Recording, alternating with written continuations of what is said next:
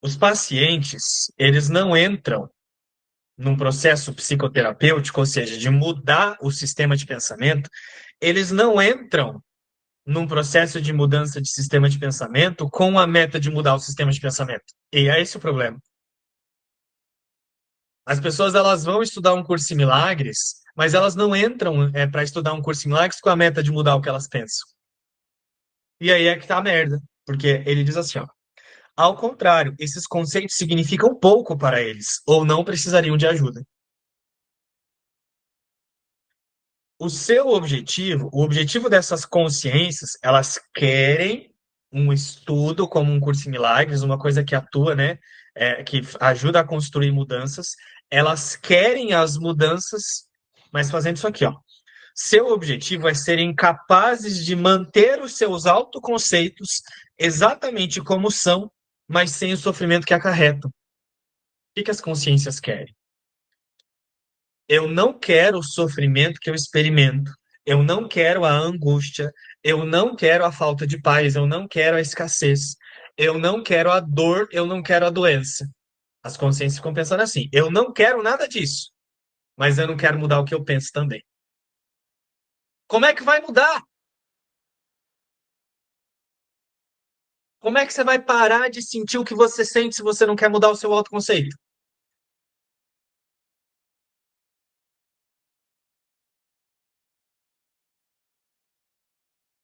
Presta atenção, gente, ó. Eu não gosto de me sentir incapaz, mas eu não quero me perceber capaz. Como é que você vai parar de sentir isso?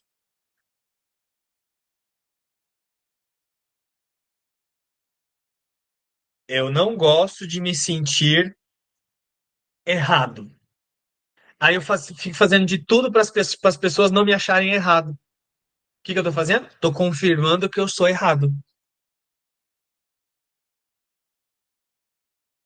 Ó, eu não gosto de me sentir vítima. Eu não gosto da sensação de que eu sou vítima, de que eu sou pequeno. Mas aí eu fico reclamando de tudo e de todos. Aí eu reclamo do tempo, eu reclamo da chuva, eu reclamo do trânsito, eu reclamo porque uma coisa estraga. Ai, porque a minha vida é a pior de todas. Eu não quero me sentir uma vítima. Mas eu não paro de pensar como vítima. É isso que ele explica. Eu quero tirar o sofrimento que eu experimento, mas eu não quero mudar o que eu penso. Não vai mudar nunca se você não mudar o que você pensa. Algum dia você tem que parar. Você tem que parar, a consciência que está fazendo isso, ela tem que parar e começar a fazer assim, ó. Prestar atenção no que ela sente e ficar consistentemente prestando atenção no que ela sente. Ficar consistentemente prestando atenção no que ela pensa, ficar prestando atenção nas histórias que ela inventa. Um dia você vai ter que parar para se observar e ficar se observando. Não adianta você vir nessa reunião e você fazer assim, Zélia, ó, me observar um pouquinho, aí depois eu me esqueço. Não vai mudar enquanto você fizer isso. Tá entendendo, Doroteia?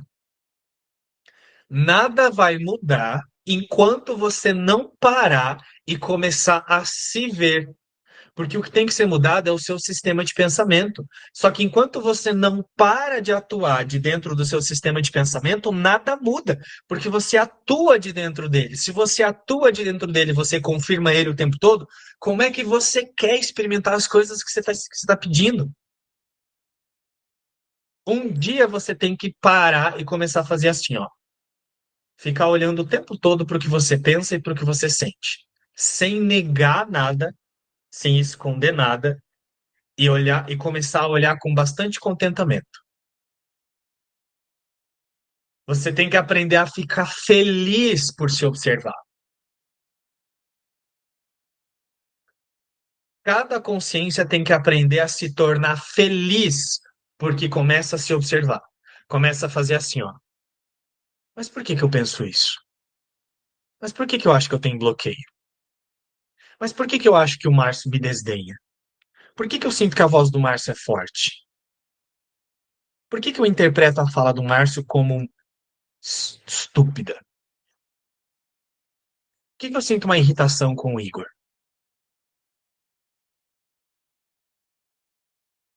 Por que eu olho para essa pessoa e eu sinto um ranço dela? Um dia você vai ter que parar e começar a ficar se vendo. Senão nada vai mudar. Nada vai mudar. Como é que você quer que mude, gente? Então, assim, eu me lembro que lá atrás, e eu já conto muito esses exemplos assim, é tão impressionante porque assim, ó, o Márcio ele conta muitos exemplos, eu também trago muitos exemplos e muitas pessoas aqui trazem muitos exemplos. Mas eu me lembro que lá atrás o Márcio trazia muitos exemplos da experiência dele.